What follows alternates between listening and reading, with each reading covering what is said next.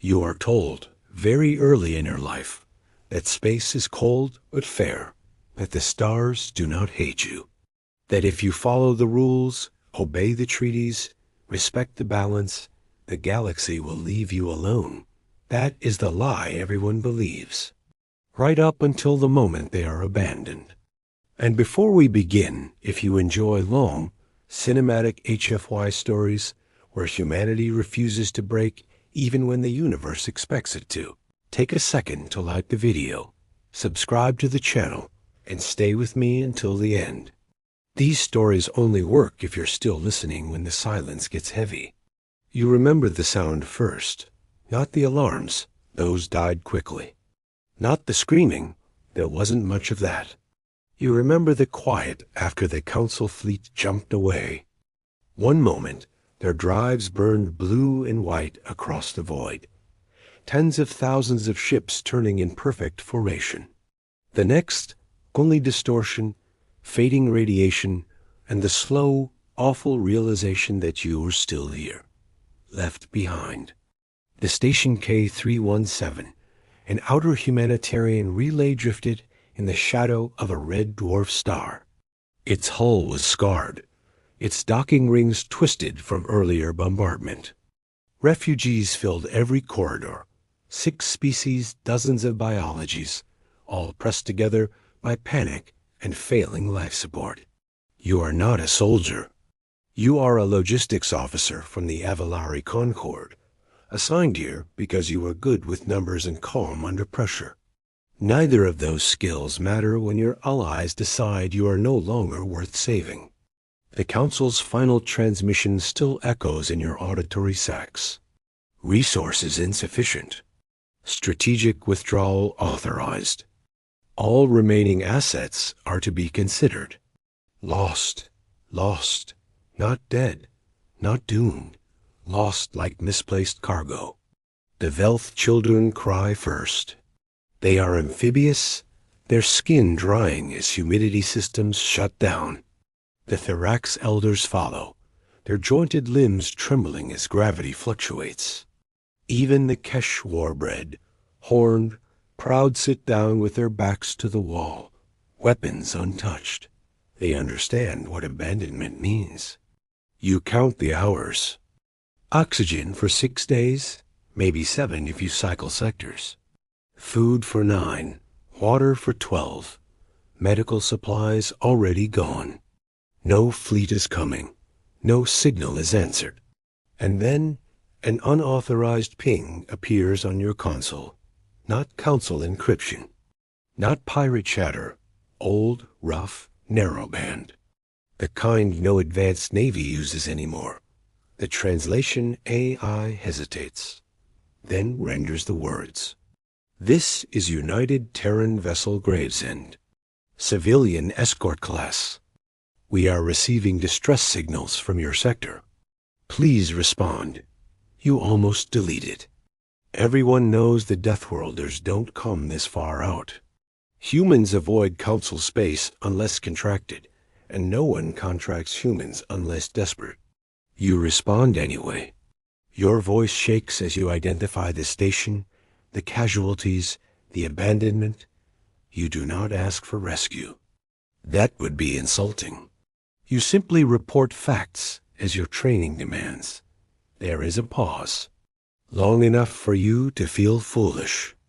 Then the human replies, "Copy that, K317. Sit tight. We're not fast, but we're stubborn." Stubborn is not a military doctrine. It is not recognized by the Council as a strategic asset. 3 hours later, the Gravesend drops into real space. It is smaller than you expected, scarred, asymmetrical.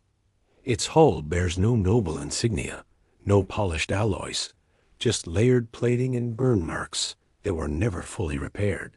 It looks like a ship that survives by refusing to stop working. Your sensors light up again, more signatures. 1 becomes 3, 3 becomes 7. Human ships. Not a fleet, nothing so organized. Cargo haulers retrofitted with weapons. Old patrol craft. even a medical vessel whose registry shows it was decommissioned decades ago. They form no formation. They simply arrive. A broadcast goes out on all frequencies. This is Captain Mara Ionescu of the Gravesend. To any species aboard K317, you were left behind. That was wrong. We're here now. Anyone who wants to live, stay calm and follow instructions. The Kesh warriors laugh short, disbelieving clicks. That many? One of them asks, that is all humanity sends? You don't answer. You're watching the human ships maneuver. They place themselves between the station and the void. Engines flaring, not to flee, but to shield.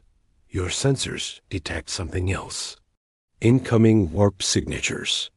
The scavengers arrive first, non-aligned raiders drawn by the Council's withdrawal. Then the predators and extermination flotilla from the Rith Collective. They have watched Deathworlders before. They believe humans break like any other species when outmatched. The human response is chaotic. They don't issue grand speeches or tactical threats. They open docking clamps while firing point defense cannons. Medical shuttles launch through weapons fire. Cargo ships dump supplies in sealed pods toward the station. You watch a human frigate deliberately take a plasma lance meant for the docking ring. Its shields fail. The hull ruptures. It does not retreat. It angles itself to block the next shot. Why? You whisper, not realizing your channel is open. Captain Ionescu answers. Because someone already decided you were dead, she says. We don't like being told who's expendable. The first boarding action happens not against the enemy, but the station. Human Marines, armored in mismatched gear, storm aboard with medics and engineers behind them. They move fast, shouting, joking, swearing. One stops to hand a ration bar to a Velth child and ruffles its crest before sprinting onward. They smell like metal, oil, and sweat, like a species that never evolved to be comfortable. The Rith flotilla opens full fire. Space turns white-hot. You expect the humans to break formation. Instead, they do something incomprehensible. They close distance. Human ships charge the enemy line, weapons overheating, engines pushed beyond safety tolerances. One detonates its own reactor to cripple a Rith carrier. Another latches on to an enemy hull and disgorges Marines directly into vacuum. Casualty reports flood your console. Human losses are catastrophic, and still they do not retreat. You realize then what the Council never understood. Deathworlders do not measure cost the same way. They do not ask whether a life is worth the effort. They ask only whether they can still stand. 6 hours later, the Rith flee. Scavengers scatter. The battlefield is a graveyard of debris and frozen bodies. Silence returns, but it is different now. Human engineers stabilize the station. Medics treat species whose anatomy they studied only in emergency briefings.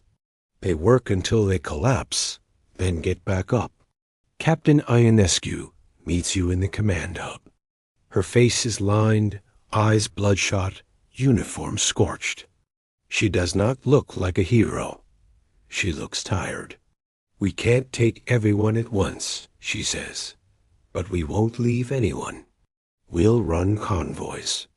As many trips as it takes. You finally ask the question that's been burning inside you. The Council abandoned us, you say. You owe us nothing. Why come? She considers that. Then shrugs. Because we know what it's like, she says. To look up and realize no one's coming. Outside the viewport, human ships burn their engines, holding position, holding the line. For the first time since the fleet jumped away, you believe you might survive. And somewhere, far beyond the red dwarf's light, the galaxy is about to learn a dangerous lesson. when everyone abandons you to die. Deathworlders do not ask permission to save you. You don't notice the shift at first. Survival has a way of narrowing your vision until all that matters is the next breath, the next repaired conduit, the next heartbeat that doesn't flatline. But somewhere between the third convoy arrival and the 20th emergency surgery performed on a species humans weren't supposed to be compatible with, the galaxy begins to pay attention. It starts with data. Council listening posts pick up fragments of battle telemetry from the K317 sector weapon signatures that don't match any registered fleet doctrine. Heat blooms where no fleet should still exist. Then the refugee manifests leak. Not official ones. Handwritten logs. Human-style notes appended with phrases like, "made it out alive," and "all accounted for except the dead." The Council does not like anomalies. You feel it before you hear it. The humans do too. Patrol patterns tighten. Sensors sweep more frequently. Captain Ionescu stops sleeping entirely. She drinks something black and bitter and keeps issuing orders in a voice that never quite rises, never quite breaks. The station is no longer dying, but it is far from safe. Human engineers reroute systems in ways that make your training itch. They bypass safeguards, reinforce bulkheads with scavenged plating, and weld over warning labels instead of replacing them. When you ask why, a human technician named Alvarez grins through cracked lips. "Because the rules assume you get rescued," he says. "We're assuming you don't. You learn a lot about Deathworlders during those days.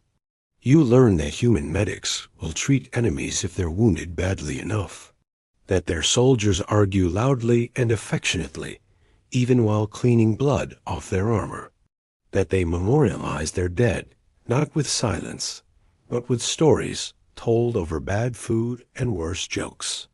You also learn that they are running out of ships. Every convoy costs them something. Armor they can't replace, engines pushed beyond redline, people who don't come back. They never hide it, but they never slow down either." Then the Council finally speaks. The transmission is broadcast on all official frequencies, translated into every major trade language. It is calm, measured, dispassionate. To all unauthorized vessels operating in restricted humanitarian exclusion zones, cease operations immediately. The situation at K317 has been deemed unsalvageable. Continued interference constitutes a violation of interstellar accord. You watch the message replay in the command hub. Around you, representatives of half a dozen species wait, breath held, for the human response. Captain Ionescu doesn't answer right away. She watches the stars outside the viewport, jaw tight, fingers drumming against the console. When she finally opens the channel, she doesn't use diplomatic encryption. She broadcasts openly. "This is Captain Mara Ionescu, United Terran Civilian Registry. We acknowledge your message. We reject it." The Council envoy stiffens, visible on the holo. "You do not have the authority." "We're not asking," Ionescu cuts in. "You marked these people as losses." "We didn't." The envoy's eyes flicker. "Your actions are destabilizing regional order." Ionescu leans forward. "Then your order was fragile." The channel cuts. For a long moment, no one speaks. Then your sensors light up again. This time, the signatures are not raiders. They're Council warships. They arrive in formation sleek, perfect, overwhelming. Capital vessels with escort screens. Weapons hot, but not firing. A show of force, meant to intimidate without bloodshed. The Kesh warriors bare their teeth. The Velth elders begin to pray. You feel the familiar sinking certainty that this is how it ends, not with abandonment, but with enforcement.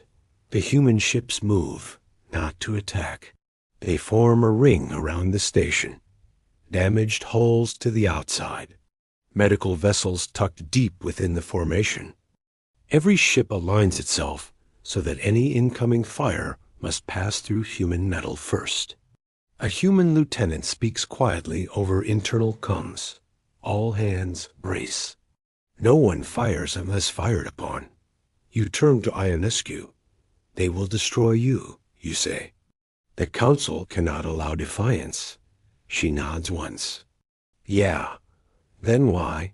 Because if we move, she says, they'll shoot the station. The council fleet commander opens a channel. His voice is sharp now, edged with something like disbelief. Human vessels, stand down. You are obstructing lawful military action. Ionescu responds evenly. We're obstructing murder. There it is, the line no one is supposed to cross. Silence stretches. Weapons lock warnings scream across your board. You watch target solutions form hundreds of them, each one a potential death sentence. Then something unexpected happens. A third signal enters the battle space. Old, massive, slow. The signature belongs to a Trellick arc carrier, an entire migratory population ship. Centuries old, bristling with non-military mass drivers. It should not be here. Another follows. Then another. Civilian vessels. Merchant guild ships. Independent haulers. Species you recognize, and several you don't. They do not join the council formation. They align with the humans. Your throat tightens as you realize what you're seeing. News of K-317 has spread not through official channels, but through stories. Refugees talking to traders. Medics sharing footage. Pilots who saw human ships burn themselves empty to protect strangers. The galaxy has been watching. A Trellick matriarch opens a broadcast. Her voice is ancient and unafraid. You declared them dead, she says to the council. They are not. We will not look away. A Koth trade consortium follows. Then a pair of border world militias. None of them are powerful alone. Together, they make enforcement. Complicated. The council commander hesitates. In that hesitation, the rules break. A council destroyer fires. You don't know whether it was an accident or a decision made too fast. All you know is that the shot streaks toward the human line and hits the Gravesend Square amidships. The impact is catastrophic. Shields collapse. Hull breaches bloom like flowers. The ship shudders, venting atmosphere and flame. You scream her name. The human response is immediate and absolute. They don't fire in rage. They fire with precision. Human ships surge forward, not in formation, but in intent. Targeted strikes cripple weapon systems. Boarding pods launch. Electronic warfare floods. Council comes with noise and human profanity. The civilian vessels don't retreat. They add their mass drivers to the chaos. The battle is short, brutal, and unlike anything in council doctrine. Humans don't aim for destruction. They aim for denial. Engines disabled, reactors vented. Command bridges boarded. When it's over, council ships drift powerless, alive but humiliated. The Gravesend still burns. Rescue crews swarm it. You watch from the station as human shuttles punch through debris clouds, pulling survivors from vacuum. Captain Ionescu is among them alive, injured, furious. She addresses the assembled fleets hours later, her arm in a sling, her voice hoarse. You wanted this quiet, she says. You wanted it forgotten. It's not. She gestures to the station behind her, to the refugees, to the ships that came when they heard the story. These people live because we chose to act. If that's illegal, write better laws. The council withdraws. Not in defeat, but in something closer to fear. In the days that follow, convoys multiply. Evacuation becomes relocation. Entire communities are resettled on worlds that offer asylum. Humans coordinate logistics with terrifying efficiency once they're no longer alone. You leave K317 on the last transport. As the station fades behind you, dismantled piece by piece, you realize something else. Humanity didn't just save lives. They challenged the fundamental assumption of the galaxy, that survival must always be earned, that mercy is a resource too scarce to spend freely. The Council will respond. You know that, but so will everyone who saw what happened here. And somewhere, deep in human space, ships are already being built, not for conquest, but for the next time someone is left behind. Because now the galaxy knows the truth. Deathworlders don't arrive as saviors. They arrive because they refuse to accept your ending. A council does not declare war. That would require admitting fear. Instead, they do what they have always done when a problem refuses to stay small. They rewrite the rules and pretend the change was inevitable. You learn this months later, on a world with too much sky and gravity that still makes your joints ache. The refugees from K317 are scattered now integrated into border systems, sheltered on human-adjacent colonies, living proof that the dead can sometimes walk away from their graves. You are no longer a logistics officer. The Concord dissolved your position quietly, politely, as if you had simply failed to file the right form. Officially, you are unassigned. Unofficially, you are a witness. The new directive reaches you through human channels first. Council Resolution 8841A, Deathworlder Autonomous Intervention, is hereby classified as a destabilizing force. All non-aligned species are advised that accepting human military or logistical aid constitutes a violation of collective security agreements. It is a clever document. No accusations. No condemnations. Just a suggestion that proximity to humans is risky. Trade slows. Patrols reroute. Some worlds rescind asylum offers, not out of cruelty, but fear. The Council doesn't need to fire a shot when it can starve the problem instead. Humanity notices immediately. They don't panic. They don't protest. They adapt. Human convoys stop flying under Terran flags. Ships register under shell cooperatives. Aid is rerouted through third parties. When Council inspectors arrive, they find nothing technically illegal, just empty space and plausible deniability. But the pressure builds. You hear stories. A medical ship denied docking and forced to dump supplies by drone. A human escort fined into insolvency for navigation irregularities. A border colony quarantined for harboring refugees from an unsanctioned evacuation.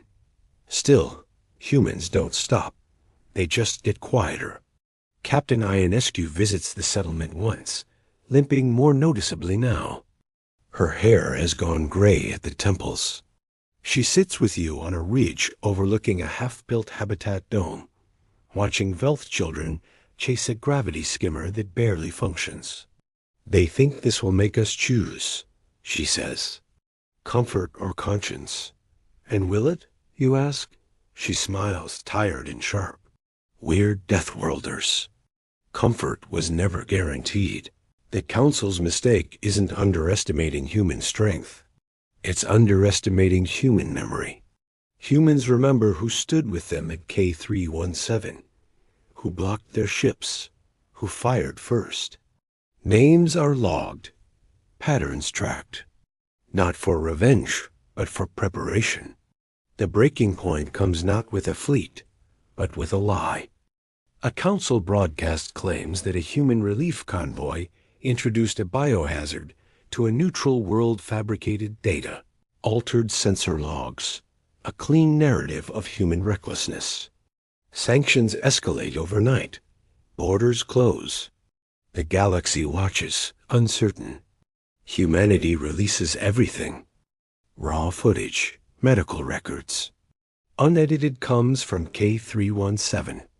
Images of council ships firing first. Of human hulls interposed between weapons and refugees. Of children being carried through smoke by hands that bled inside cracked gloves. There is no speech, no editorial, just the truth, unfiltered. It spreads faster than the council can suppress it.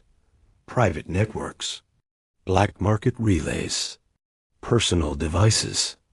Species who never trusted humans suddenly recognize something familiar, being lied to for their own stability.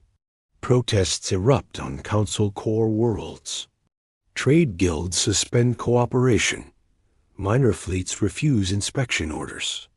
The council convenes an emergency session. This time, they invite humanity.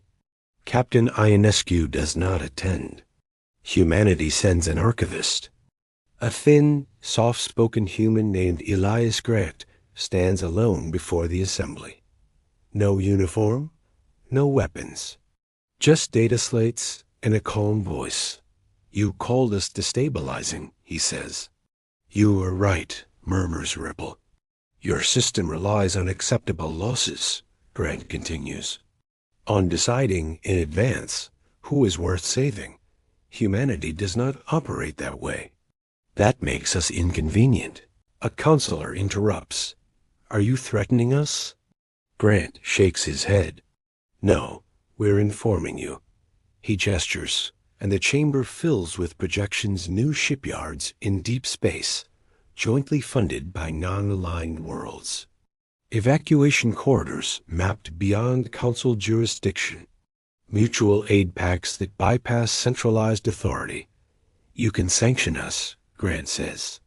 You can isolate us. Silence follows. Then the Trellic matriarch speaks. When our young were threatened, she says, humans came without asking what it would cost them. We will not forget that. One by one, delegates speak. Not all in support, but enough. The council does not fall. It changes. Resolution 8841A is quietly amended, then revised, then replaced. Autonomous intervention is reclassified, not as illegal, but as non-standard humanitarian action. It is a compromise. Humanity accepts it without celebration. Years pass. You walk through a spaceport built by 5 species, run on human logistics, defended by no fleet and all only shared interest. Refugees become citizens. Children grow up speaking multiple languages, none of them afraid of the stars.